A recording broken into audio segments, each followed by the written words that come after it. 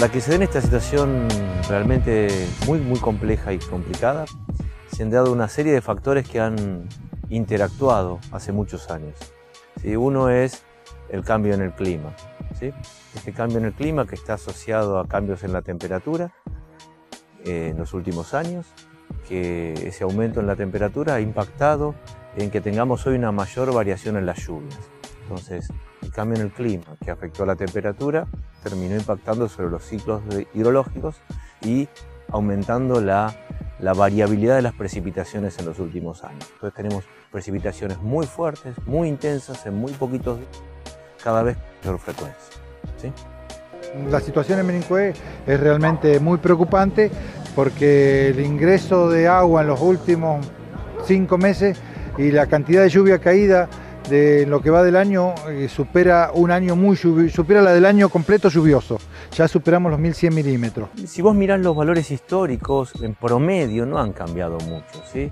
El promedio del año no va cambiando mucho, pero sí capaz que tenemos un octubre extremadamente alto y un noviembre extremadamente bajo. Y así esa variabilidad es la que está incrementándose en estos últimos tiempos, ¿sí? También lo que pasa a veces es que tenés un año muy alto y al año siguiente un año muy bajo de lluvias. En promedio no cambia, pero la variabilidad entre años está cambiando mucho. Y tenemos muchas ganas de progresar.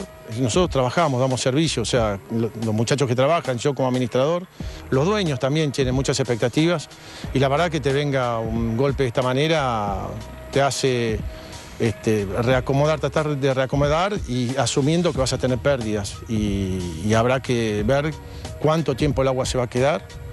Creo que en algún momento hablamos anteriormente de que Bolívar en 40 años ha tenido 16 inundaciones. No es un tema menor, cada 2 años una inundación y es volver a empezar, volver a empezar.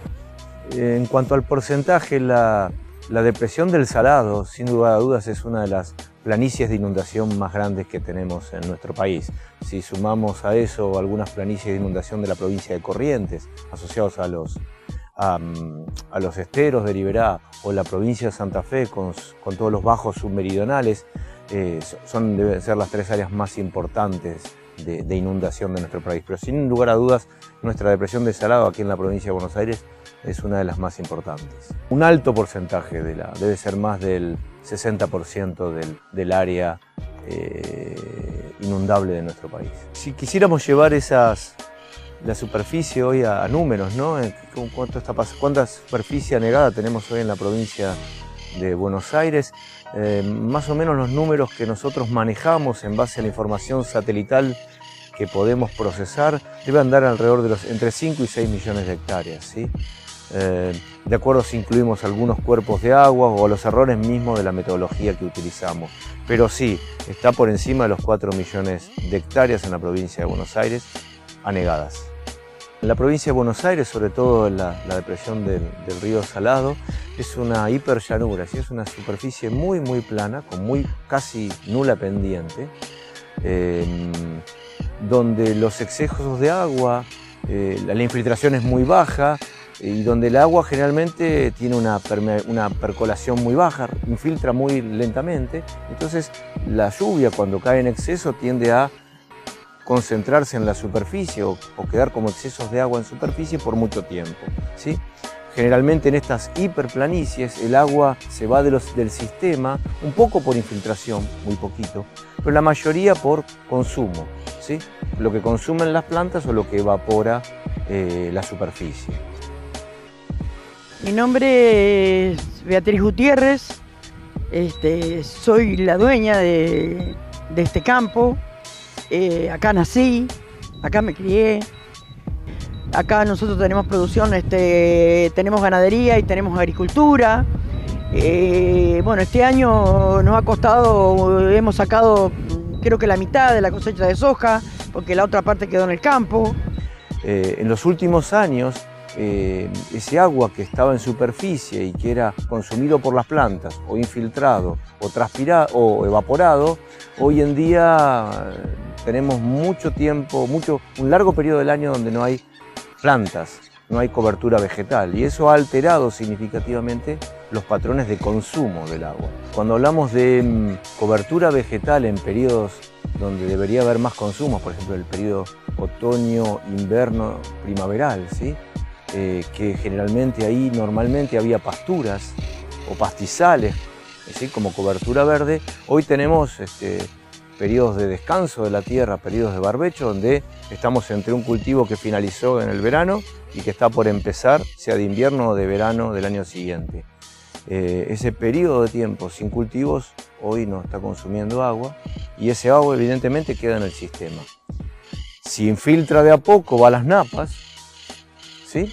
Y entonces eso hizo muchas veces que las napas fueran subiendo y hoy estamos con napas muy cerquita de la superficie que con pequeños excedentes de agua vuelven a llegar a superficie y si encima no hay consumo se queda más tiempo el agua.